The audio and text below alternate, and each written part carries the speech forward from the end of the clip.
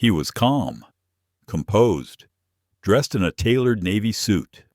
Just another business traveler. Or so it seemed. But 10 minutes after this black CEO quietly took his seat in first class, the unthinkable happened. He was asked to leave. No explanation, no apology. Just a subtle voice filled with assumption. "Sir, can we see your ticket again?" What followed wasn't a dramatic outburst. It was a silent storm. And within minutes, he'd grounded the entire plane without ever raising his voice. Who was this man? Why did his quiet presence send shockwaves through the airline's upper ranks? And how did one seated black executive expose a system of discrimination 36,000 feet in the air? This isn't just a story about a flight gone wrong. It's about dignity, power, and what happens when someone refuses to shrink into the silence. So buckle up, because this isn't just another viral headline. This is the flight that changed everything. Before we take off into the full story, make sure to like, share, and subscribe to the channel.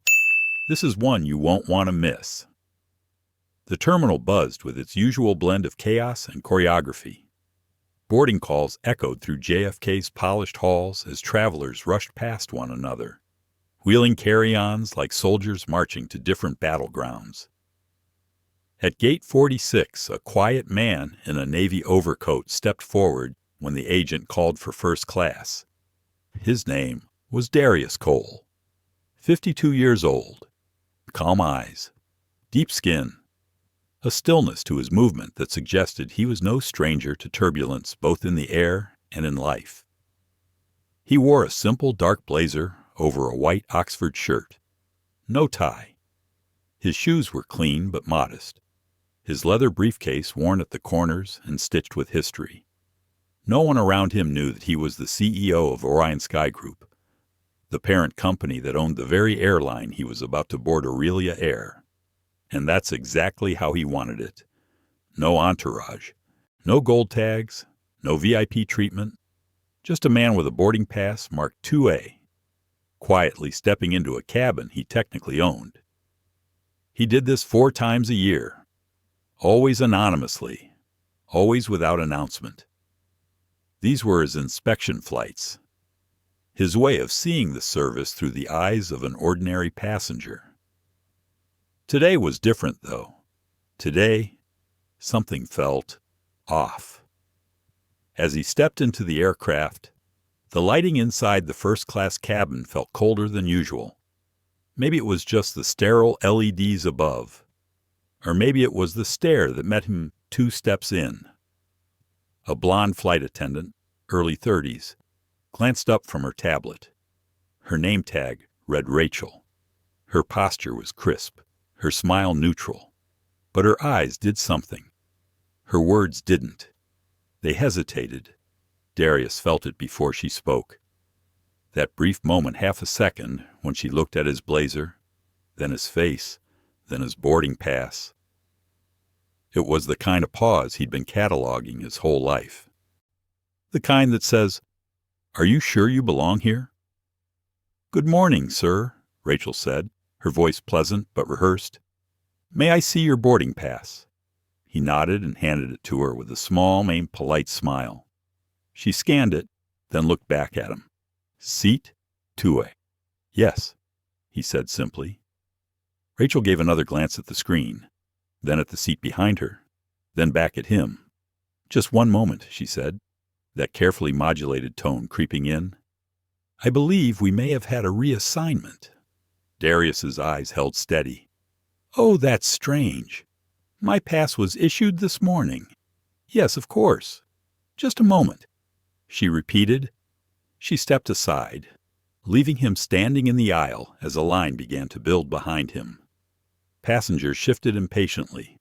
A man in a gray suit behind Darius gave a small sigh, checking his watch. Darius kept his composure. He had learned long ago that anger only confirmed people's suspicions. Calm, however, made them question their assumptions. Rachel returned with a small smile that didn't quite reach her eyes. "Thank you for your patience. "Sir, may I ask to see your photo ID?" There it was. The shift. The unspoken suggestion that something was amiss. That perhaps, just perhaps, the man in front of her had found his way into the wrong cabin. Or worse, the wrong seat. "Of course," Darius said, reaching into his wallet with deliberate movements. She took it, glanced at it far too briefly to be doing any real verification, then returned it. "Thank you," she said, but her tone had cooled.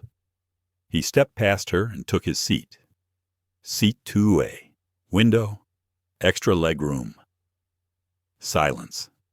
He placed his briefcase gently under the seat in front of him, ran a hand along the armrest. The leather was cracked not from misuse, but from years of effort. This seat had carried executives, celebrities, senators, and today it carried him. The cabin filled quickly. An elderly white gentleman took 2B beside him, nodded politely, then opened a newspaper without a word. Rachel approached with a tray of sparkling waters and offered one to the man beside Darius. "To welcome you back, Mr. Patterson," she said warmly. "Glad to have you again." He smiled and accepted it with familiarity. "Always a pleasure flying with you, Rachel." Then she turned to Darius. "A beat. Would you like a drink, sir?" He looked at her, noting the absence of the warmth she had just shared. "Water is fine, thank you." She handed it to him without comment. The difference in tone was sharp and familiar. Darius took a slow sip and turned to the window, watching as fuel trucks moved like ants beneath the aircraft. In the quiet hum of the cabin, his mind drifted not to anger, not yet, but to memory. His grandmother used to sit on the front porch with a chipped mug of tea and tell stories about places she'd never seen. California, Paris, the Grand Canyon. She had never flown. "I don't need no wings to dream," she used to say. But one day, baby, you might. He had built a company to make that dream easier for people like her. He had believed, maybe naively, that if he changed the system from the top, the culture would follow. But sometimes the cracks in a structure only reveal themselves from the inside. He exhaled. He was here to observe, to document, to learn. What he didn't know was that this would be the flight that changed everything.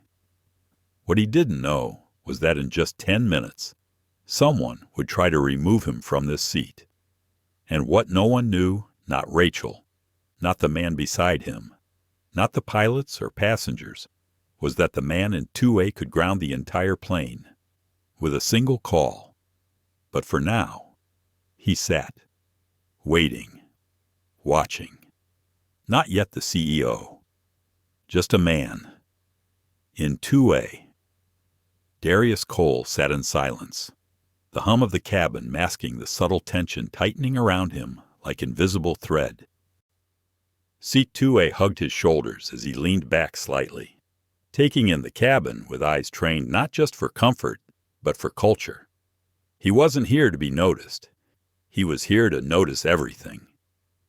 Across the aisle, a middle-aged woman adjusted her designer scarf with ease and flagged down Rachel, the flight attendant. Rachel responded quickly, bending slightly to chat. Their interaction was warm, familiar. It was the kind of attentive service Darius had written into Aurelia Air's core training policies, the kind of warmth he had imagined all passengers would receive. But that wasn't the greeting he had gotten. And it wasn't just a missing smile. It was the temperature of the room. The temperature that always seemed to drop just a few degrees whenever he walked into certain spaces. The moment passed, but the chill lingered. Darius took out his phone and opened his notes app. He tapped quietly with one hand, writing shorthand observations only his team would understand. Cabin crew inconsistent tone. 2A versus 2B. eye contact avoidance, beverage preference not offered, first pass boarding conflict detected. He stopped, looked up, and watched Rachel returning from the galley. Her eyes flicked toward him, then quickly away. She whispered something to a younger male attendant passing her in the aisle. The man gave Darius a second glance. That glance said everything. He knew the look. He had seen it in lobbies, boardrooms, five-star hotels, and fundraisers. The quick scan, the mental math. Does this man belong here? Rachel turned and approached again, her smile more rigid than before. "Excuse me, sir," she said, voice polite but tighter now. "I just want to double-check something. Would you mind confirming your boarding pass again?" Darius looked at her calmly. "It's the same one I showed you a few minutes ago," he replied, keeping his voice even. "I understand. It's just that we've had some last-minute upgrades, and we want to ensure everyone is properly seated before takeoff." Darius knew what that meant. He pulled out the boarding pass and handed it to her slowly, deliberately. He wanted her to feel the moment, not the confrontation, but the weight of her own suspicion. She scanned it, then glanced back at the cabin tablet in her hand, then back at him. Still something didn't compute for her. "All right," she said, but her tone lacked resolution. "Thank you. Mr. Cole." She didn't move. "Everything okay?" he asked. Rachel gave a small smile. "Yes, of course. Just making sure." She turned and walked back toward the galley where the young male attendant was waiting. They leaned in close, whispered. Darius could hear fragments, not enough for clarity, but enough to catch the rhythm of unease. He could feel it building now, not overt, but obvious to those who lived with this sixth sense. 2 rows behind him, a teenager angled his phone just slightly toward the aisle. His screen reflected the recording app glowing red. Even he could sense something was off. Darius leaned back again and breathed. He wanted to believe this was a misunderstanding, that perhaps Rachel had dealt with a difficult boarding situation earlier, that maybe she was just tired, that she wasn't reading his skin tone as suspicious, that she wasn't subconsciously flagging him as an outlier. But he knew better. He had once sat in a luxury hotel lobby for a business meeting and been asked 3 times by staff if he was waiting to drive someone. He had been introduced as Mr. Cole in meetings where the first question was whether he was on someone's executive team, never the assumption that he led it. At 52, he was no longer shocked, but he was tired, and today he was paying attention. He picked up his phone again and typed "flight staff," unable to mask initial assumptions. Behavior shift pre- and post-ID. Internal review flagged. Suddenly, a voice broke the rhythm of thought. "Sir, would you mind stepping aside for a moment? We just want to sort a small issue." It was the young male attendant. His badge read Jason. He was trying to sound casual, but there was a hesitation in his voice, as though he was unsure of how this script was supposed to go. Darius looked up, still seated. "What sort of issue?" Jason glanced over at Rachel, who now stood with her arms crossed near the service area. "There may have been a double booking," he said. "We're not sure how it happened. We're just confirming." Darius raised an eyebrow. "That's odd. This ticket was purchased directly through the corporate system. Issued this morning." Jason cleared his throat. "I understand, sir, but until we verify it, I'd like to ask if you could wait in the galley." The ask was clear. "Step away. Be seen less. Make this easier for us." Darius stared at him, not with anger, but with a calm that made the younger man shift his weight from foot to foot. Behind Darius, the white-haired man in 2B stirred. He looked up from his tablet. "Is there a problem here?" Jason straightened. "No. Mr. Patterson. Just sorting a small seating issue." "Mr. Patterson frowned. "You've already checked his ticket, haven't you?" Jason blinked. "Yes." But Patterson cut him off. "Then let the man sit. We're trying to get off the ground." "Aren't we?" Jason hesitated. "I'll check again with the lead attendant."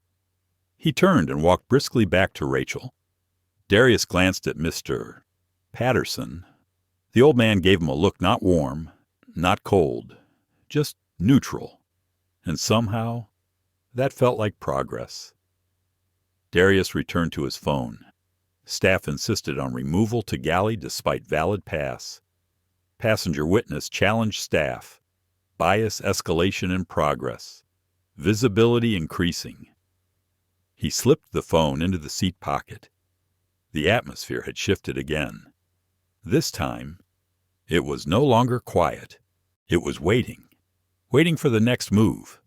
Waiting for someone to either end the theater or ignite it. And in that moment, Darius felt the old ache returning. Not pain, not fury, but that aching stillness that comes from being both the subject and the test. He looked out the window and whispered to himself, "Not today." The plane's overhead bins were nearly closed, the final bags being shuffled into place. The door hadn't closed yet, but you could feel the moment drawing near. A hush had fallen over the cabin, not quite silence, but something just beneath it, a tension waiting to be named. Darius Cole kept his posture steady in seat 2A, his spine straight, his breathing even. But his mind was pacing. Every part of him wanted to believe this would resolve itself. Every part of him knew it wouldn't. The quiet steps of Jason Tate returned, the junior flight attendant clutching a small printout in his hand, like it might validate whatever was coming next. He crouched beside Darius's seat, dropping his voice low. "Sir," he said, tone tight. "We believe there may have been a ticketing discrepancy involving seat 2A. Darius turned to face him fully. "Discrepancy," he echoed. Jason nodded quickly. "Yeah, sir. It appears that this seat may have been reassigned or flagged during the check-in process. Our records aren't matching cleanly." Darius leaned forward slightly, resting his forearms on his thighs. "Is someone else claiming this seat?" he asked calmly. Jason hesitated. "Not exactly. But there's an alert on your name in our crew dashboard. It was flagged under high security verification. That's usually reserved for situations involving fraud or mistaken identity." Darius didn't flinch, but the words landed heavily. "Let me see the alert," he said. Jason blinked. "Sir, that information's internal only exactly," Darius replied, "which means it's information about me that I haven't been given a chance to correct." Jason's mouth opened, then closed. He stood up stiffly, murmuring something about needing to check with his supervisor. Rachel was already on her way back down the aisle. This time she didn't stop at Darius's seat. She spoke directly to Mr. Patterson beside him. "I apologize for the disturbance. Mr. Patterson, may I bring you a glass of champagne while we finalize things up front?" Mr. Patterson, still watching the interaction unfold, shook his head slowly. "Don't need champagne," he muttered. "Need answers." Rachel smiled like she hadn't heard him and turned away. Darius exhaled through his nose. He picked up his phone again, flagged as high security verification without cause. Fraud implied. Discrepancy invented. Cabin tension rising. Staff failing escalation protocol. Behind him, a voice whispered just loud enough for him to hear. "I think he's being accused of using a stolen ticket," another voice replied, hushed but charged. "That's ridiculous. Did you see the way he's dressed?" Darius didn't turn around. He'd heard this all before, At luxury stores, hotel lobbies, banks, conferences, somewhere between disbelief and justification, people always had a reason why this particular incident must be different from the others. Surely it couldn't be racism. Surely it couldn't be bias. Surely it had to be something else. But the truth was in the patterns, the glances, the questions, the inconsistencies, and the internal record on the crew's tablet, accusing him of being a threat to the very cabin he helped design. His jaw tightened for just a second. Then he loosened it again. This wasn't new. It was just disappointing. Rachel returned once more, this time with someone behind her, a woman in her early 40s, her hair pulled tightly into a regulation bun, her eyes serious but not unkind. Her name tag read Linda Suarez, lead flight manager. She offered a polite smile as she stepped beside Darius's seat. "Mr. Cole," she said professionally, "thank you for your patience. I understand there's been some confusion, and I'd like to personally help resolve it." Darius nodded. "I'd appreciate that. I've been informed of an alert on your passenger record," she said, lowering her voice. "Unfortunately, it does require us to complete an in-person verification. It's a security protocol, not a personal judgment." He looked at her closely. She was choosing her words very carefully. "And what does this verification entail? We'd like to see a second form of ID and ask you to temporarily step into the galley while we coordinate with the ground crew," she said. "So," he replied evenly, "you'd like me to vacate my seat in full view of the cabin due to an unconfirmed system alert?" Linda gave a small sigh, but kept her tone level. "It's standard procedure in flagged cases.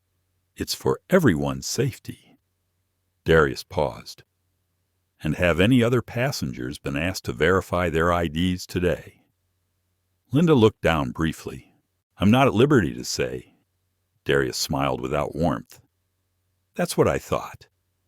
For a moment, no one moved.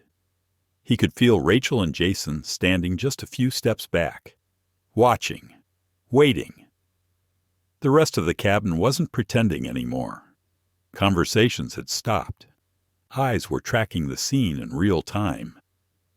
Darius slowly reached into his blazer, removed his ID wallet, and opened it. "Here's my second form of identification," he said, handing it directly to Linda. She took it, read it, then froze.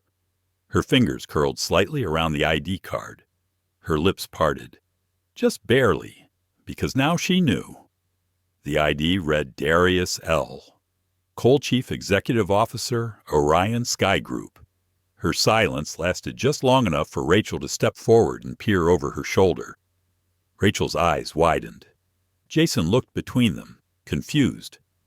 "Everything all right?" he asked. Linda cleared her throat and handed the ID back. "Thank you, Mr. Cole," she said quietly. "That won't be necessary. You're clear." She turned sharply to Rachel and Jason. "Both of you, in the galley, now." The change in her tone was instant. Authority returned like a flip switch. Rachel opened her mouth to object, but thought better of it. Jason's face had gone pale. Darius tucked his ID away, calm as ever, but his pulse thudded in his ears, not from anger, from restraint, from the discipline it took not to stand up and say what he had every right to say. Instead, he picked up his phone again and typed, "Leadership confrontation triggered, identity revealed, recognition delayed until title exposed, implications massive, standby escalation protocol." He slid the phone back into the seat pocket and turned toward the window. The engines hadn't even started yet, but the wheels of something much bigger were already in motion. The plane was still on the tarmac. The engines hadn't roared to life yet, but the cabin was already vibrating with a different kind of energy, not the hum of anticipation, not even the usual boredom before takeoff. This was something else. Unease, discomfort, the kind of tension that creeps into a space and wraps itself around every person without being announced. Darius Cole stayed seated in 2A, his posture unchanged, his face calm, but inside, there was a subtle shift, a quiet calculation happening behind his eyes. He had just watched the lead flight manager, Linda Suarez, recognize who he was and immediately reverse course. 1 minute, they were asking him to leave his seat. The next, they were scrambling to save face. But for Darius, it wasn't over.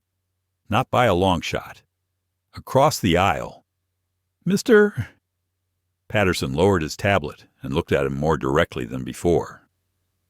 "So you're someone important," the older man said. Darius gave a small nod. "I'm someone who's paid for his seat, just like everyone else," he said simply. Patterson gave a grunt. Didn't look that way to them, though. Darius didn't answer. He didn't need to. A few rows behind, someone coughed awkwardly. A phone clicked back into a case. The teenager from earlier, Miles Tanaka, was still recording, though more discreetly now. His eyes darted between the cabin crew and the man in seat 2A, like he knew something was about to happen, even if he couldn't explain what. Rachel and Jason had disappeared into the galley. Linda was now speaking quietly into her headset near the front of the cabin. Darius's phone buzzed gently in his hand. It was a message from his assistant. "Karina. Sir, you haven't checked in. All good." He typed back, "Situation developing. Potential breach of protocol. Training issues evident. We'll update post-flight." He hesitated, then added one more line. "May need intervention." He hit send, then placed the phone back on the armrest. The cabin lights dimmed slightly, the signal to prepare for departure. And yet, the door remained open. The captain had not yet arrived from the flight deck. Linda walked past his seat without making eye contact, but Darius could feel the tension radiating from her. She was no longer in control. Not fully. He turned to look out the window again, watching a luggage cart roll slowly across the concrete. This wasn't just about him anymore. Not now.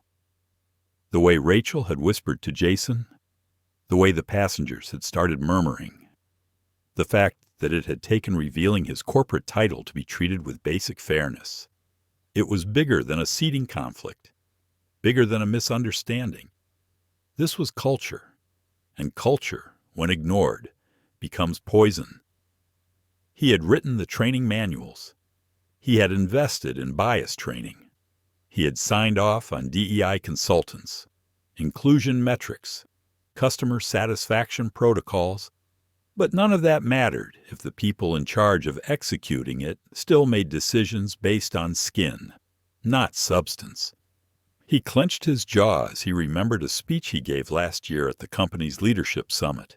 "We don't just serve passengers," he had said. "We model the future of dignity in the skies.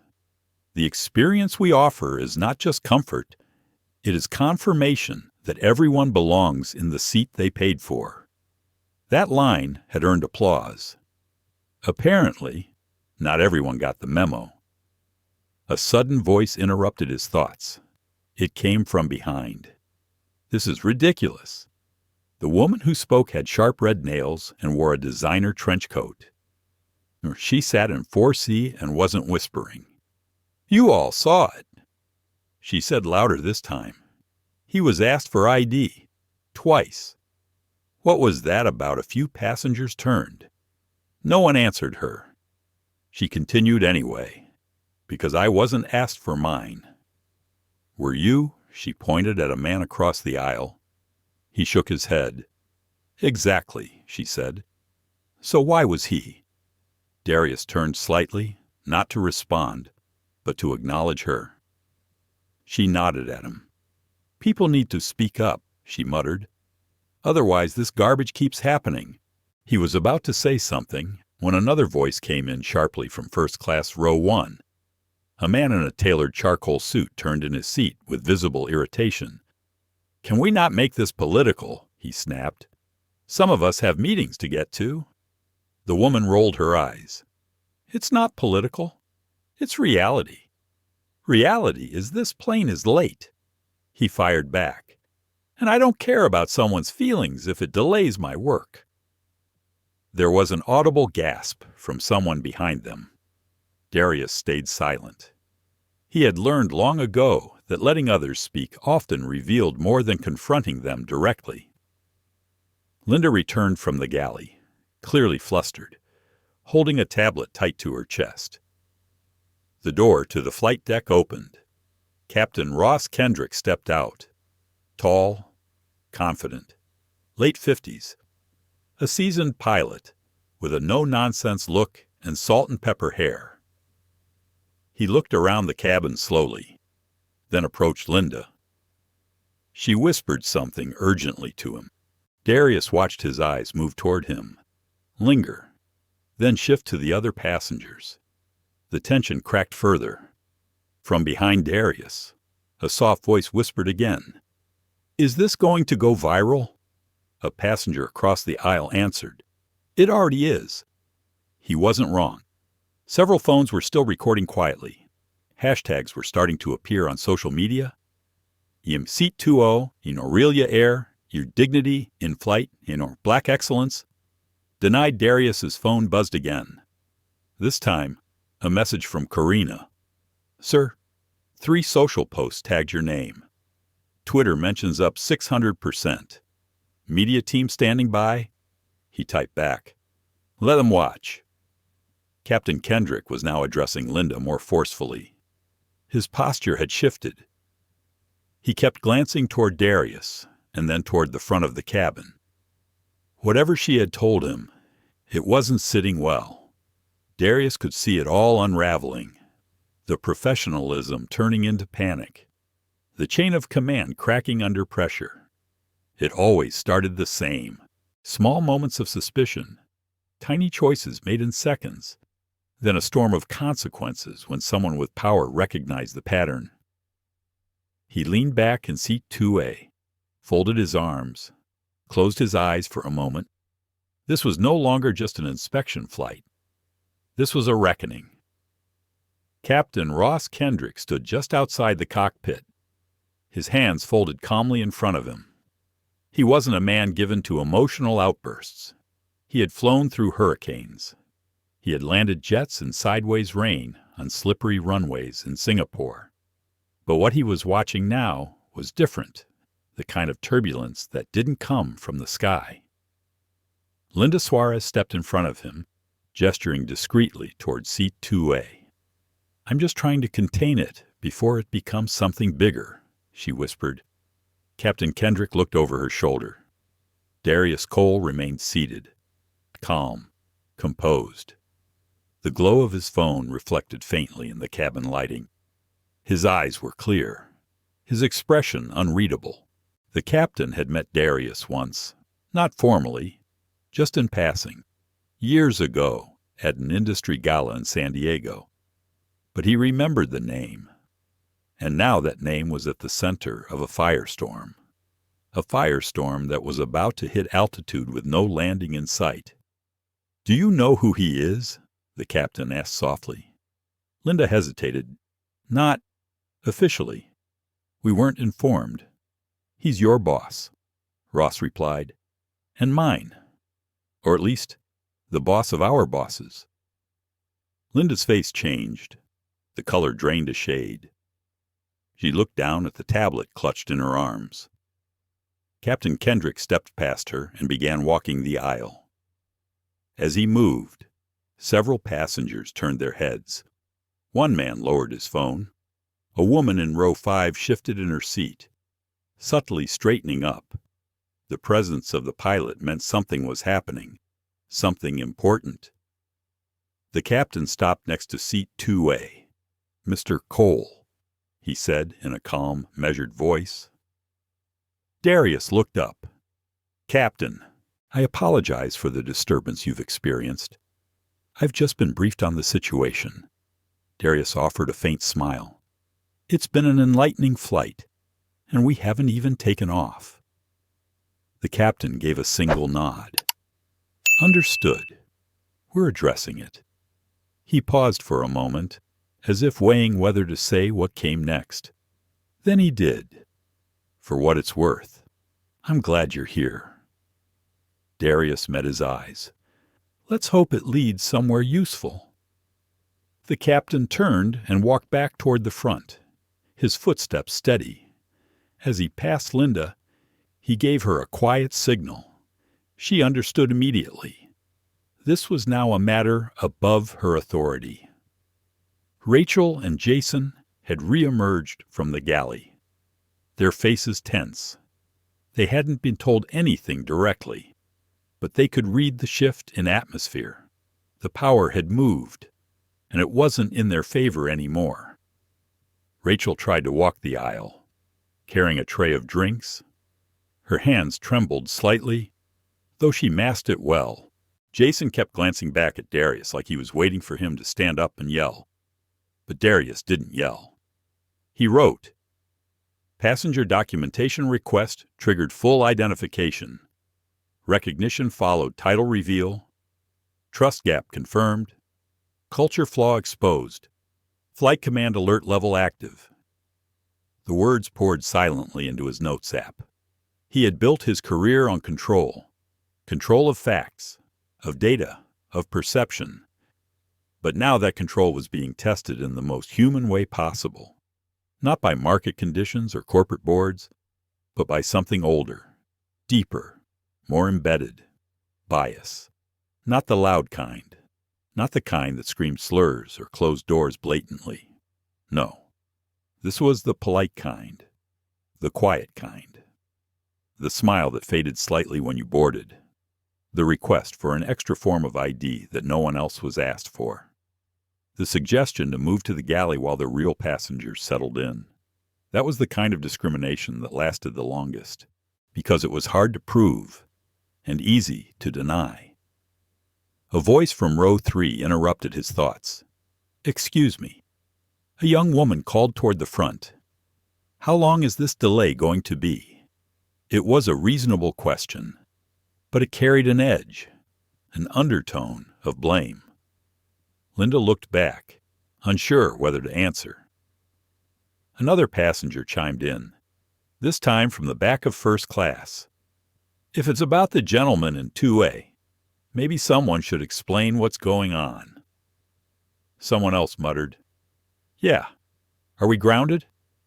Or what?" The cabin's discomfort had begun shifting into frustration, not just at the airline, at the man they didn't know. The man they were being inconvenienced for. That's how it always worked. Power reversed quickly in public spaces. The accused became the problem. The silence of dignity turned into the noise of disruption. Darius heard it all. He had lived it in 1,000 different ways. In high-level meetings where someone assumed he was the valet. At award shows where he was asked if he was with someone else's table. At bank offices where his financials were triple-checked, and always with the same pattern. When he resisted, he was the one who made it uncomfortable. When he stayed quiet, it was considered graceful. But silence did not solve the system. It only protected it.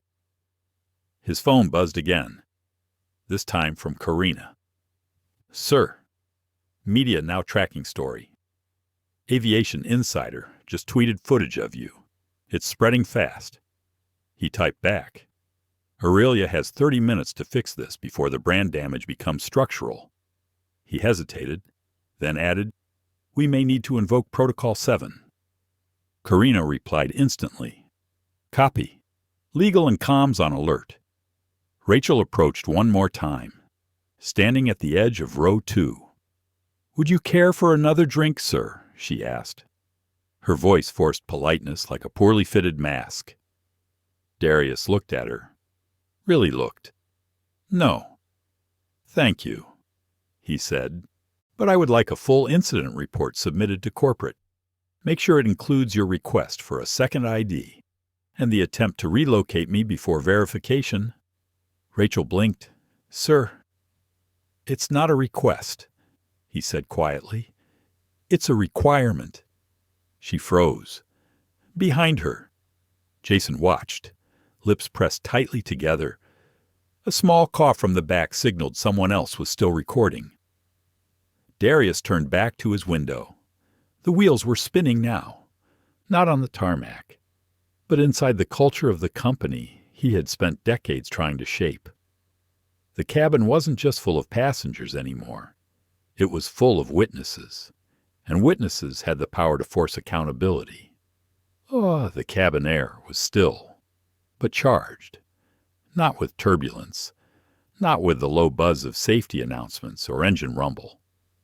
It was the kind of tension that settles between walls when a decision is about to be made.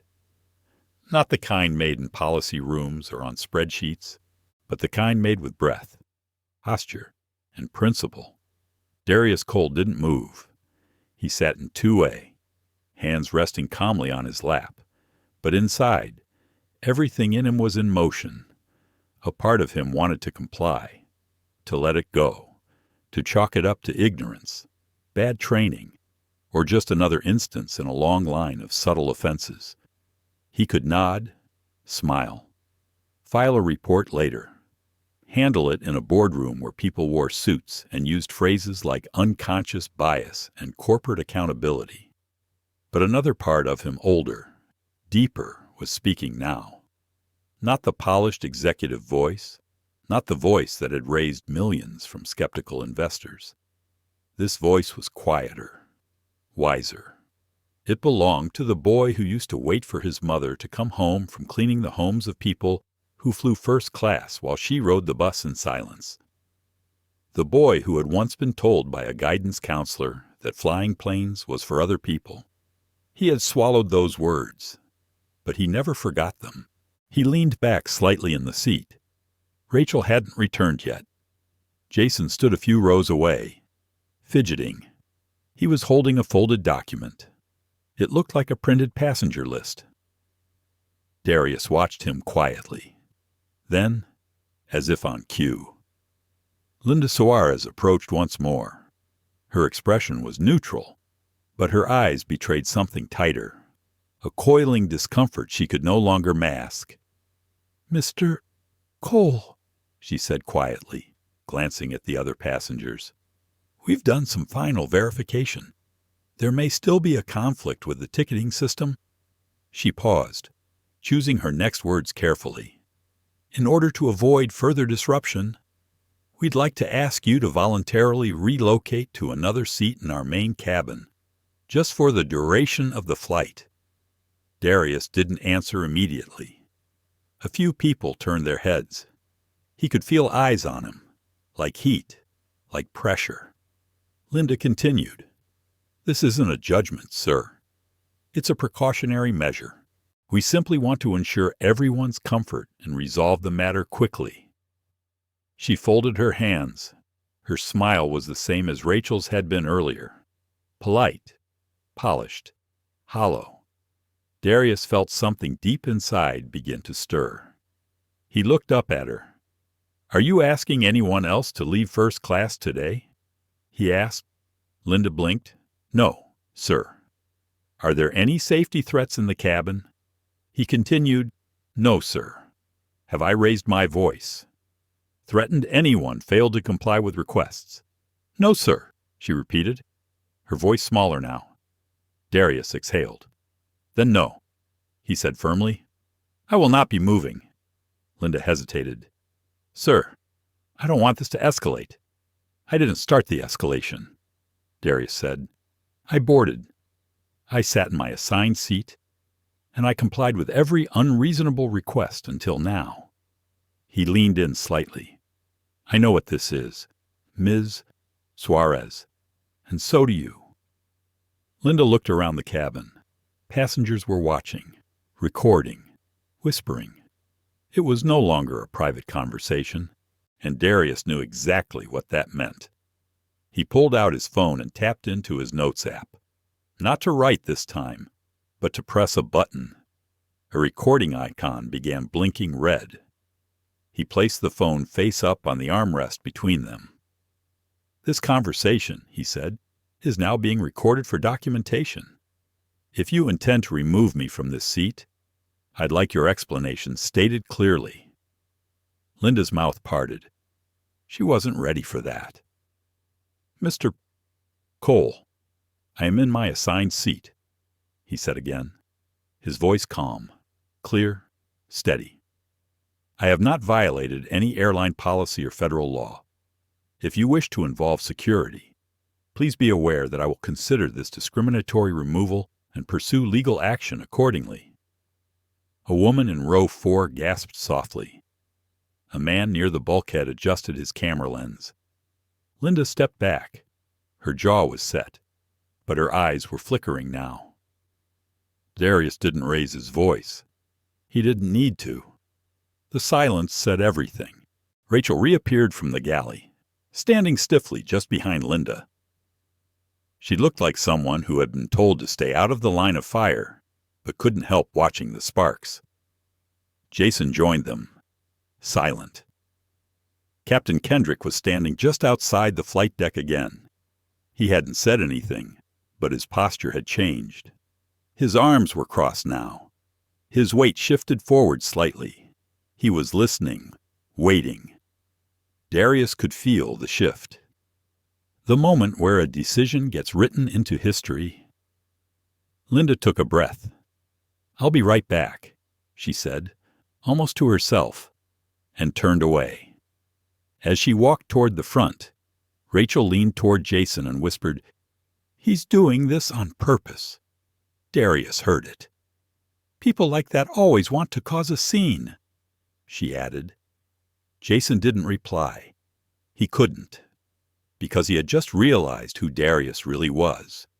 Not just a man in a suit, not just a passenger with a little backbone, but the man whose name appeared on the stock options paper he had signed when he joined Aurelia Air 2 years ago. Jason's eyes widened slightly. He looked away. Darius sat back again. He had done nothing dramatic. No raised voice, no slammed tray tables, no profanity, no threats. And yet, the scene was growing around him like a storm cloud. He thought of his mother again, the way she used to say, "When someone disrespects you, they don't always deserve your rage. Sometimes they need to feel your dignity instead." His phone buzzed again. A message from Karina. "Sir, we're officially on the radar. Multiple news outlets tracking. Video being shared by a well-known activist account." "It's spreading," Darius replied. "Understood. We're past the point of recovery. Activate Protocol 7. Karina's response came in seconds. Confirmed. He placed the phone back on the armrest. The cabin was still watching. They didn't know what Protocol 7 meant, but they were about to find out. The cabin of Flight 7 had never felt this quiet. Not during turbulence. Not during mid-air announcements. Not even during landing. This was the silence of held breath. A silence laced with judgment and speculation, like a courtroom moments before the verdict. Darius Cole sat motionless in seat 2A. The blinking red light on his voice recorder app glowed faintly from his armrest. His posture remained composed, but the pressure in the cabin was no longer private. It had bloomed into something public, visible, undeniable. Passengers had begun to take sides. The woman in 4C, the same one who had earlier demanded answers, leaned forward again. Her voice, though calm, carried a tone sharp enough to cut through the quiet. "I'm sorry, but this is outrageous." She was looking at Linda, who had just returned from speaking privately with Captain Kendrick again. "First he's asked for ID, then you try to move him out of first class. And for what reason exactly?" A murmur rose across the cabin, not loud, but enough to shift the energy. Whispers bounced from seat to seat like loose change in a pocket. Linda kept her voice controlled. "We've had a misunderstanding. It's been addressed." The woman scoffed. "That's not an answer, and we all know it." Jason Tate, now standing awkwardly at the galley curtain, watched silently. His face was pale. His eyes flicked toward Darius, then away again. It was as if he couldn't decide which version of the story he wanted to believe anymore. Rachel Monroe stood a few feet behind Linda. Her arms were crossed. Her jaw was tight. She was no longer trying to hide her frustration. Her eyes were laser-locked on Darius like this was personal now. It was no longer a quiet bias. It was defensiveness, fear, exposure. From behind row 5, a voice rang out male. Older, irritated. "Can we just take off already? Some of us have real business to attend to." Darius didn't turn around. He didn't need to. The man's voice said enough. Another voice, a younger one this time, fired back. "You want to get there fast, or you want to get there right." It was Miles Tanaka. The teenager had stopped recording for a moment and was now leaning forward in his seat. "He didn't do anything wrong," Miles added. "Y'all just assumed something because of what he looks like." That statement hit the cabin like a ripple on still water. No one responded. No one had to, because the uncomfortable truth had been spoken. Not by a CEO, not by a leader in a blazer, but by a kid in sneakers. Linda took a breath. "I think it's best we move forward," she said, turning back toward the cockpit.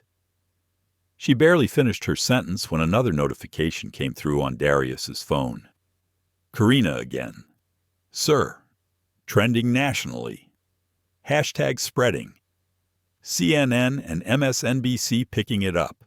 Legal has confirmed press inquiries already arriving." Darius stared at the screen. His own name was now a headline on Twitter. He felt the shift in the air, this time not from within the cabin, but from the world outside it. The truth had wings now. Behind him, Mr. Patterson cleared his throat and leaned toward Darius. "If you want me to speak up, I will," the older man said quietly. Darius turned slightly, surprised. "I've been flying this airline for 30 years, Patterson continued, "and I've never seen anything like this. You didn't raise your voice once, didn't do a thing out of order." Darius met his gaze. "Thank you," he said softly. "It's time someone said it plain." Patterson added, "People think they're subtle, but they're not." In the back of the first-class section, someone else had stood up, a young woman with a laptop and headphones hanging from her neck.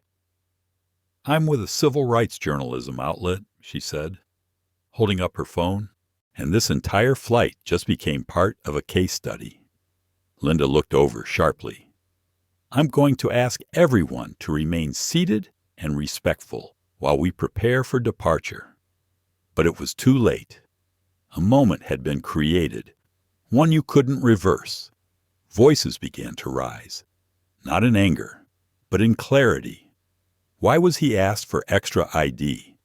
Is that normal on this airline? Would you have done the same if he looked different? The questions weren't shouted. They were spoken calmly, firmly, and that made them land even harder. Rachel took a step forward, trying to restore order, but Captain Kendrick emerged from the cockpit again, his face drawn, serious. He held up a hand. "Enough," he said firmly. "Everyone, please take your seats." The room settled again. Passengers sat down, still murmuring. Some lowered their phones, some did not. The pilot looked directly at Darius. "Sir," he said, "I apologize on behalf of my crew. What you've experienced is unacceptable. I've notified our operations team and we are now under review protocol." Darius nodded once. Rachel froze, eyes wide. Linda looked stunned. The flight was no longer about altitude. It was about exposure. Karina's final message for the moment came in. Sir, board is meeting early. Media strategy activated. Internal HR audit triggered across all in-flight staff logs. Full-scale review underway. Darius read it, then gently locked his phone. He looked around the cabin, not with superiority, not with vengeance, but with the kind of calm that came from truth finally being witnessed. He wasn't here for revenge. He was here for accountability. Passengers began leaning into the moment. Some nodded toward him. Others gave quiet looks of apology, of respect, of reflection. The cabin had divided. Yes. But now, piece by piece, it was beginning to come back together, just not the same as before. Not in silence, not in denial, but in recognition of what had just happened and who had made it visible. The captain's voice over the intercom was the first thing to break the silence that had settled after the confrontation. Ladies and gentlemen, this is your captain. We appreciate your patience as we finalize a few matters before takeoff. Please remain seated. We'll be underway shortly. But the voice was different now. Measured, weighted. It wasn't a delay announcement. It was a signal. Something behind the scenes had shifted, and everyone could feel it. Darius Cole glanced at the screen on his phone. There was no message from Karina this time. Just a calm, steady pause in the flurry of updates. He could almost hear her voice in his mind. Let the system move now. You've already moved the needle. He looked up slowly. Jason Tate had retreated to the rear galley. He had said nothing for the last 15 minutes. His entire demeanor had changed. The bounce in his step from earlier was gone, replaced by the rigid awareness of someone who realized they had misjudged the moment and the man at its center. Rachel Monroe was standing near the beverage cart. Her arms were folded tight across her chest. Her lips were pressed so hard they looked like they might disappear. But it was her eyes that gave her away. She wasn't confused. She wasn't embarrassed. She was furious. Not because she had done something wrong, but because it hadn't worked. Darius had seen that look before.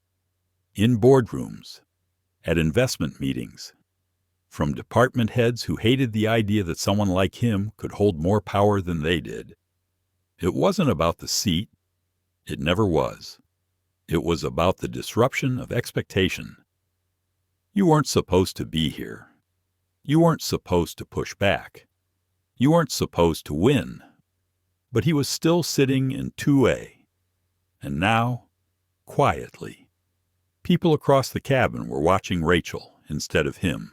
One of the passengers in the rear section, a man in business casual with a slight southern drawl, turned to the woman beside him and whispered, "You think she's going to get fired?" The woman didn't answer. She just looked down at her phone. Her screen showing a video clip paused at the moment Rachel had pointed toward Darius and asked for his second form of ID. It was already viral. Darius turned toward the window, but not to look outside. He was thinking about authority, real authority, the kind that doesn't need to announce itself, the kind that can shape decisions in a room without ever raising its voice. That was what he had spent years building. Not just a company, not just a legacy, but a kind of quiet leverage that worked behind the scenes. And now, the system he had helped architect was being tested. He reached into the inner pocket of his blazer and pulled out a small, discreet key card. It had no markings on it, just a single chip and a magnetic stripe. The kind of card only 12 people in the world had access to. Protocol 7. It wasn't just a dramatic name, it was a contingency. A digital access chain built for moments when field protocol had failed and systemic intervention was needed in real time. It wasn't about revenge. It was about structure, the structure of accountability, and as of 10 minutes ago, it was live. At that exact moment, 500 miles away. Inside a conference room in New York, a secure server had received the activation signal. Senior compliance officers, airline division heads, and legal teams had been pulled into an unscheduled review. The flight was still on the tarmac, but the real plane that was taking off was a process one built to evaluate everything from flight crew records to passenger treatment patterns. And Darius knew something most of the crew didn't. This wasn't just about Rachel or Jason or Linda. This was about data. Over the last year, his team had been developing a new system, the Passenger Equity Matrix. It tracked customer satisfaction across race, gender, age, and other factors through AI-assisted sentiment analysis. It was a silent observer, not punitive, but revealing. And if this flight's data aligned with the pattern, Darius suspected that certain passengers were more likely to be challenged, scrutinized, or displaced, then this single flight would become a keystone case. He slid the card back into his pocket. The shadows of authority had always lingered quietly in institutions, but today he had brought a spotlight. Suddenly, Captain Kendrick re-entered the cabin. His face was unreadable. He walked directly to Darius's row and crouched slightly to speak low, but respectfully. "Sir, we've just received word from our operations command. The flight has been temporarily suspended." Darius raised an eyebrow. "Suspended? We're being ordered to return to the gate. Senior security officials and regional management are en route. They'll be boarding shortly to debrief the crew and speak with you directly."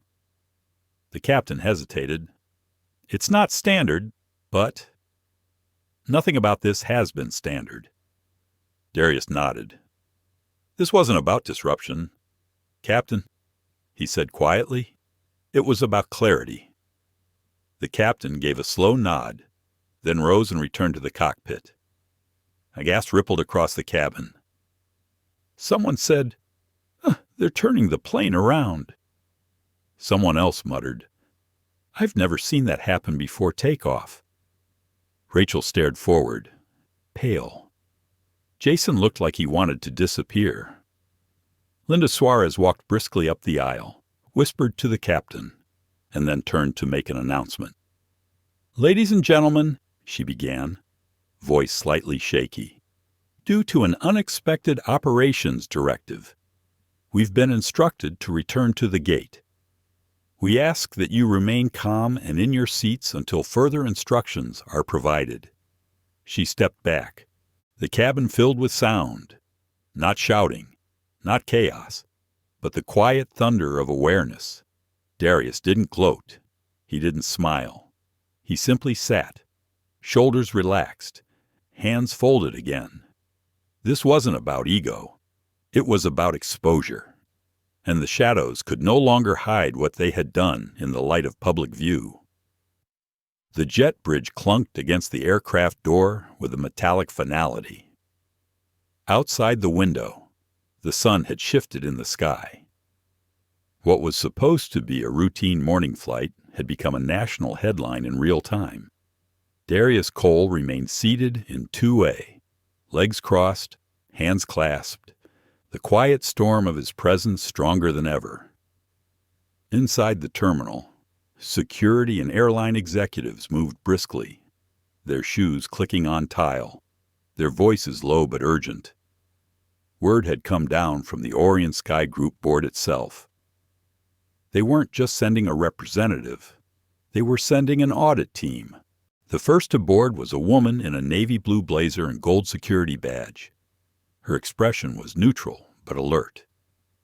Behind her came three others, one from human resources, one from public affairs, and one from corporate ethics and oversight. Each wore a lanyard marked with red laminate, a color reserved for top-tier investigations. Passengers watched in stunned silence as the officials entered the cabin. Rachel stood stiffly near the galley, her posture now rigid with anxiety. Jason remained seated in a jump seat, eyes wide, jaw clenched. Linda Suarez stepped forward to greet the officials, but the lead officer gently raised her hand to stop her. "Ms.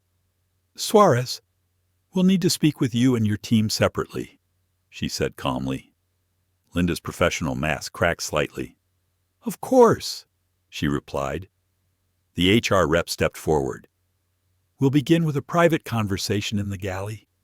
Please ask Ms. Monroe and Mr. Tate to join."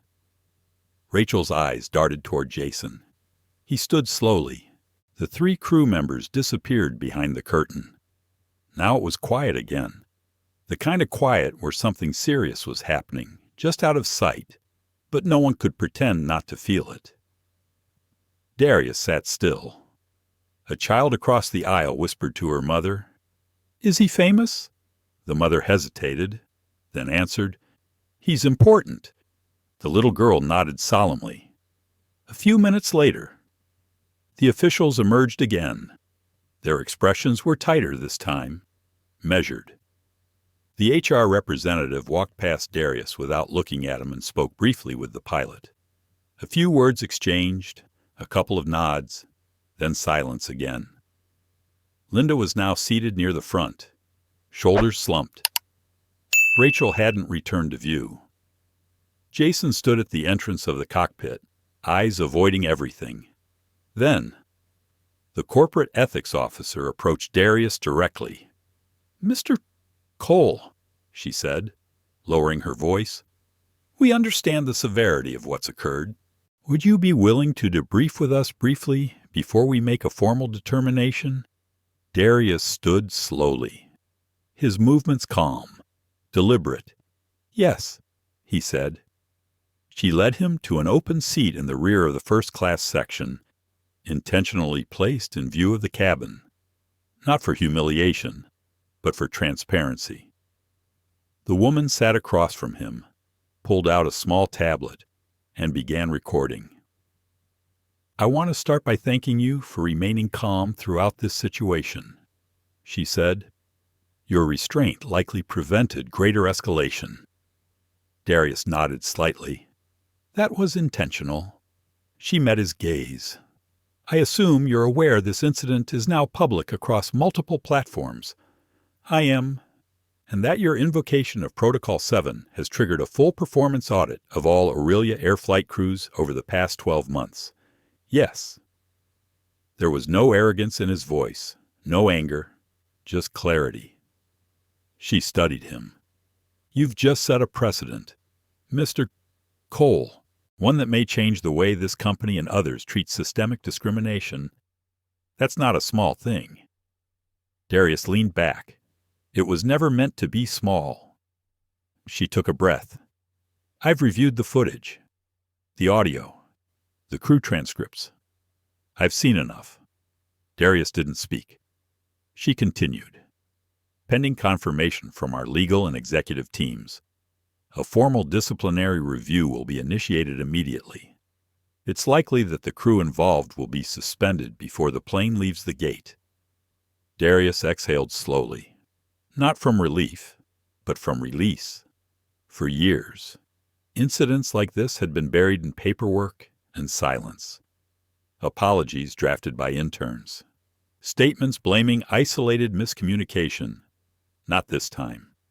This time, the silence had been broken while it was still echoing. He stood. "Will you need anything else from me?" "Just one thing," she said. "Your final recommendation." "What would you like to see happen next?" Darius paused, then answered, slowly, thoughtfully. "I want the airline to take responsibility, not just for this crew, but for the system that trained them to believe I didn't belong here." The officer's eyes softened. "That's a fair request." As he returned to his seat in 2A, a ripple of quiet acknowledgement passed through the cabin. No applause, no cheers, but something more powerful: recognition. The flight wasn't canceled, but the crew wasn't the same. Within 20 minutes, A replacement crew had boarded the plane, young, diverse, respectful. One of them nodded quietly toward Darius as they took position. Linda, Rachel, and Jason had been escorted off the flight. Passengers murmured softly, unsure what to say, unsure how to return to normal, because normal had been challenged and replaced. The captain returned to the intercom. "Ladies and gentlemen, thank you again for your patience. We are now cleared for departure with our updated crew. Estimated arrival time is 4 hours and 30 minutes. Sit back, relax, and enjoy your flight." The engines began to hum again. The plane finally began to move. As it taxied toward the runway, Darius glanced once more out the window, not to escape, but to reflect. He hadn't come here to ground a flight, but sometimes systems don't change until they're forced to stop. He opened his tablet and began writing again. Not notes this time, but a statement, an open letter. One that would reach every executive in aviation. One that would ask one very specific question. What happens when the system meets the mirror? 32 minutes into the flight, cruising at 36,000 feet, the cabin had found a fragile stillness. It wasn't peace, not yet, but it was a space where awareness had settled in. The hum of the engines filled the background, punctuated by the occasional clink of ice or the low murmur of conversation. A new crew member gently approached Darius with a water bottle and a soft, genuine smile. "Let me know if you need anything at all." "Mr. Cole," she said. "Thank you," he replied simply. She didn't linger. She didn't ask for photos or details, or to tell him she was sorry on behalf of everyone else. She just did her job with grace. Darius appreciated that more than she knew. He looked down at his tablet, the screen still glowing from the draft he had been working on since the plane left the gate. It wasn't just a statement. It was a message to CEOs, to flight crews, to educators, to anyone who had ever dismissed the silent moments where dignity is stolen. He titled it, "When Presence is a Protest," a letter from 36,000 feet. The first paragraph came naturally. He wrote not as a victim, but as a witness. He wrote about sitting in 2A and being asked for more proof of who he was than any white passenger around him. He wrote about the silence that followed not just from crew, but from passengers who initially chose to look away. He didn't blame them.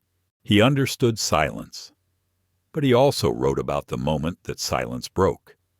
A teenager with a phone, an elderly man offering to speak, a mother telling her daughter, "He's important." And then he paused, not because he ran out of words, but because he needed the next ones to land. He thought about something his father used to say. "They don't fear your power, son. They fear your presence in places they never expected you to belong." That was the heartbeat of this flight. This wasn't just about a seat. It was about presence, about walking into a space where you weren't expected and refusing to leave. Darius looked out the window. The sky stretched endlessly in every direction, calm and blue, above systems, above judgment, above every gate and hallway and assumption, back on the ground. His assistant Karina had already begun sending the first paragraph of his letter to their internal communications team. By the time the plane landed, it would be published on Orion Sky Group's global newsroom. But he wasn't writing for headlines. He was writing for the next time, for the next person asked to prove they belonged, for the next kid watching from row 18, wondering why that man in 2A looked so calm when everything around him was trying to shake him. He resumed typing. "I don't want an apology. I want reflection. I want policy that doesn't wait until trending hashtags force a response. I want flight crews who are trained in bias recognition, not just beverage service. I want silence to be broken by the people in power, not just the people in pain." He stopped, then backspaced. Too soft. He rewrote it. "I want systems to feel the same discomfort they cause. I want the assumption that power comes in one shape to finally be shattered. I want every gate agent, every seat map, every security protocol, every uniform smile to be reevaluated, not for speed or efficiency, but for humanity." He sat back, then read it again. Yes. That was it. He didn't know if every executive would read the letter. He didn't need them to. He only needed enough of them to stop pretending this was rare, because what happened to him had happened before. It would happen again, but not in silence, not anymore. A ping interrupted his thoughts. A message from Karina. "Sir, we just published. It's live. Already gaining traction. Would you like to add a video statement?" Darius looked down at the blinking cursor at the bottom of the page. He considered it, then typed one last line. "This isn't the end of a flight. It's the beginning of a reckoning." He sent the file. No video. Just the words. Let the silence echo around them. He closed the tablet and leaned back, resting his eyes for a moment. Not in exhaustion, but in reflection. A young man 2 rows behind tapped him gently on the shoulder. "Mr. Cole." Darius turned. "I just wanted to say thank you," the man said quietly. "I've never seen anyone handle something like that with so much control." Darius gave him a kind nod. "Control doesn't mean silence," he said. The man smiled faintly. It meant something to watch. He sat back down. Darius let the words settle. He thought of his team, of the countless young professionals who had entered Orion through his mentorship programs, men and women who had been told they were too loud, too unpolished, too unfit for boardrooms or first-class seats. They were watching, too, not just the ones on the plane, but everywhere, from office cubicles, from dorm rooms, from late-night shifts with earbuds in. They were all watching what happened when someone didn't back down, didn't lash out, didn't walk away, just stayed seated, stayed present, and let the system reveal itself. Darius breathed slowly. The plane continued to glide, but the real movement had already begun. The wheels of Flight 227 kissed the runway with a subtle thump, barely jolting the passengers awake from the strange trance of the last few hours. The touchdown was smooth, almost too smooth for what the flight had carried. Darius Cole opened his eyes slowly. He hadn't slept, but he had rested. The seatbelt sign chimed. Outside, the lights of the arrival terminal glowed across the tarmac, soft orange in the late afternoon haze. But it wasn't the light that caught his attention. It was the crowd. Through the oval window, Darius could make out a small group of suited individuals standing near the private security exit. Some held tablets. Others had earpieces. All were watching the aircraft approach like it carried a dignitary. In a way, it did, not because of a title, but because of what had been revealed. The plane taxied for a long time, as if the final seconds before the gates opened needed to catch their breath. The passengers stirred, but no one reached for their luggage yet. The energy in the cabin was thick with awareness. The public Wi-Fi reconnected. Notifications flooded every phone. Screens lit up with the same headline across multiple networks. Black CEO removed from first class, then grounded the airline's flight operations in under 10 minutes. Passengers began looking around. Some eyes met Darius's. Others avoided him, unsure whether to thank him or apologize or simply stay silent. Miles, the teenage boy who had spoken up earlier, was smiling. He held up his phone and gave Darius a small nod. "You broke the internet," he whispered with a grin. Darius chuckled under his breath. "That wasn't the goal," he replied softly. "Still," Miles said, "you did it without yelling. You didn't even stand up." "That's how systems change," Darius said. "Not by shouting, by showing." He sat back as the captain came over the intercom one final time. "Ladies and gentlemen, welcome to Atlanta. Please remain seated. A special operations team will be boarding momentarily. We ask that you follow instructions from the crew and allow them to proceed with priority disembarkation procedures." The words were clear, formal, and unmistakable. Something bigger than luggage collection was about to happen. The aircraft door opened. The warm, heavy air of Georgia spilled into the cabin. But it wasn't heat that made people hold still. It was history. A woman stepped onto the plane first. Sharp suit, calm face, gold Orion Sky Group pin on her lapel.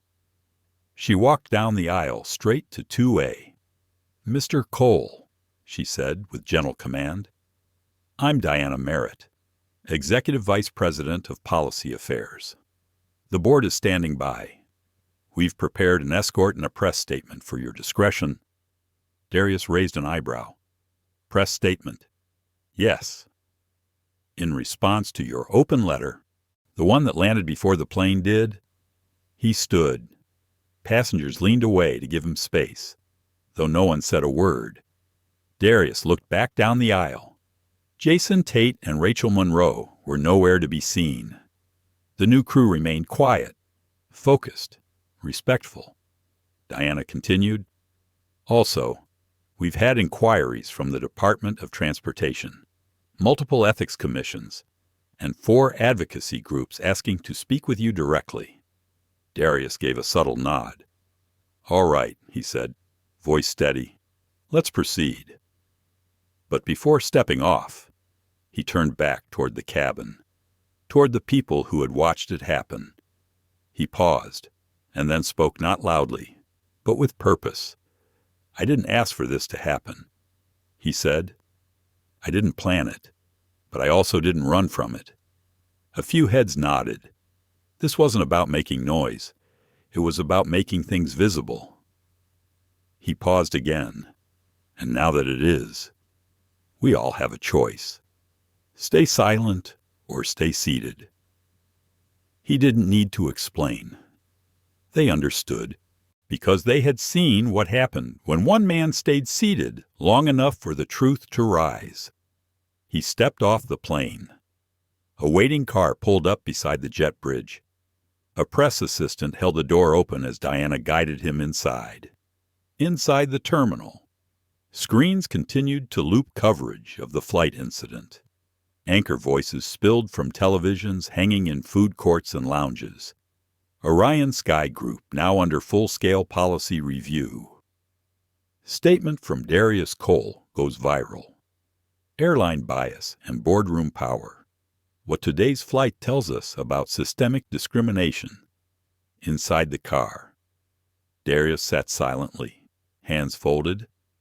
Diana handed him a leather-bound folder. "These are the proposed amendments to our in-flight conduct and accountability guidelines," she said. "Drafted an hour after your letter published." He opened the folder. The changes were real. Bias response training. Independent incident review teams. Passenger dignity assurance protocol. OTDK. Whistleblower protections for crew members reporting unethical conduct. It was more than PR. It was policy. Darius closed the folder. "How soon?" he asked. "Within the month," Diana answered. "And the crew?" he asked. "Suspended pending review. Flight manager already placed under preliminary ethics sanction. HR is pursuing termination." Darius nodded once, then looked out the window as the car pulled onto the freeway. He thought of the moment Rachel had first demanded his ID, of the look in her eyes, not confusion, but certainty that he did not belong. and of the moment that certainty broke. He didn't feel vindicated. He felt responsible. Responsible for using what power he had, not just to protect himself, but to make space for others who didn't have voice recordings or media teams or equity shares. He thought again of his father's words. They don't fear your power. They fear your presence. And presence, when it refuses to move, becomes a kind of power they can no longer ignore. As the skyline of Atlanta came into view, the weight of the moment pressed into him not as a burden, but as a reminder. He hadn't grounded the plane. The truth he had just stayed seated long enough for the ground to come to him. 3 days later, the terminal at LAX felt different. Not louder, not busier, just different. There were more eyes, more awareness, and for once, silence wasn't being used as a shield. It was being used as a lens. At gate 14, a teenage boy wearing a hoodie and headphones leaned against his carry-on bag. He wasn't watching his phone. He was watching the gate crew. They greeted a black woman in a sharp blue blazer who walked confidently toward the first-class lane. They smiled, scanned her ticket. No double check, no hesitation, no second ID request. Just presence. Accepted. The boy smiled, pulled his hoodie over his head, and opened a news article titled, "The Day the Cabin Didn't Stay Silent: What Darius Cole Taught the Skies Across the Country." The ripple was real. News outlets had covered it for 72 hours straight. Not because it was scandalous, but because it was undeniable. A man had stayed seated, and in doing so, he had forced a system to stand up. Aurelia Air announced new flight crew training within 48 hours. Orion Sky Group issued a statement acknowledging systemic gaps and introducing an internal passenger dignity council. The FAA quietly reached out. 3 other major airlines requested consultations with Darius's policy team. But he didn't go on a media tour. He didn't do interviews. He didn't even post a selfie. Instead, he sat in his corner office in Atlanta, overlooking the skyline, and read letters, hundreds of them, from passengers, from young professionals, from retired veterans, from kids who watched his story online and started asking better questions at school. One letter stood out. It was handwritten, no name, just a single line that read, "Thank you for proving that staying calm doesn't mean staying small." He kept that one on his desk, framed, not because it flattered him, but because it understood him.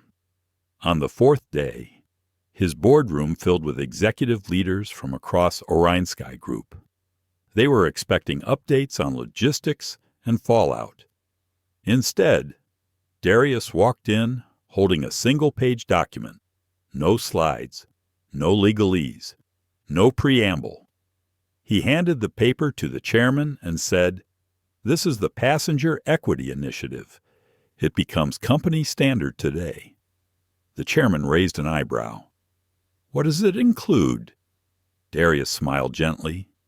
"Everything we've been afraid to admit, and everything we've needed to change." And that was that. No vote, no pushback. Because when you ground a plane mid-taxi and the world still claps, your board listens. He walked out of that room with no applause, but a quiet, respectful silence that now meant something different. Later that night, Karina sent him a video. It was a clip taken from someone on his flight, not of the confrontation, not of the viral moment, but of something quieter. It was him, sitting, head down, writing, in a cabin full of people holding their breath. He had been building the next one. And the caption read, "This is what power looks like when it doesn't need to raise its voice." He saved it, didn't post it, didn't share it, just kept it as a reminder, not of what happened, but of how it happened. At a speaking engagement 2 weeks later, Darius addressed a class of high school students at a youth leadership conference. He wore no suit, just a plain navy sweater, no title, just presence. One student stood up and asked, "What would you have done if the world hadn't listened?" Darius paused, then said, "Then I'd have stayed seated even longer." The room went still, because they understood. Staying seated wasn't about staying passive. It was about staying rooted. Rooted in truth. Rooted in dignity. Rooted in the idea that the world doesn't change just because you speak it changes, because you don't leave. At the back of the room, a teacher whispered to a colleague, that man grounded a plane just by being still. But she was wrong. He hadn't grounded a plane. He'd grounded an idea. That power only belongs to those who look like they already have it. He had shattered that and left the pieces for the rest of the world to rebuild something better. That night, as the sun dropped over the Atlanta skyline, Darius walked home on foot. No driver, no motorcade, just a man walking through a city he had helped change without ever shouting. At a crosswalk, a little girl tugged her mother's hand and pointed. "Mom," she whispered, "is that the man from the plane?" Her mother looked, paused, then said, "That's the man who stayed." And Darius turned, gave the girl a nod, a quiet smile, and kept walking. Because staying didn't mean stopping. And now that people had seen what one seat could do, they were never going to look at silence the same way again. He never shouted. He never stood up. But somehow, the entire airline industry had to. Darius Cole didn't fight the system with rage. He fought it with presence. And in doing so, he reminded the world that you don't need a title or a spotlight to spark change. Sometimes, all it takes is staying seated. This story isn't just about race. It's about what's assumed when someone doesn't look the part. It's about the quiet humiliation that plays out in boardrooms, terminals, and yes, even in first class. But more importantly, it's about what happens when that humiliation is met with courage, not noise. We hope this story moved you. We hope it made you think. And if you've ever felt like you didn't belong, like your seat was conditional, this story was for you. Because you do belong. And one person's refusal to be erased might just be the beginning of something bigger. If this story inspired you, please like, share, and subscribe to our channel. We've got more stories true, powerful, and transformative coming your way. And trust us, the next one might just change the way you see the world.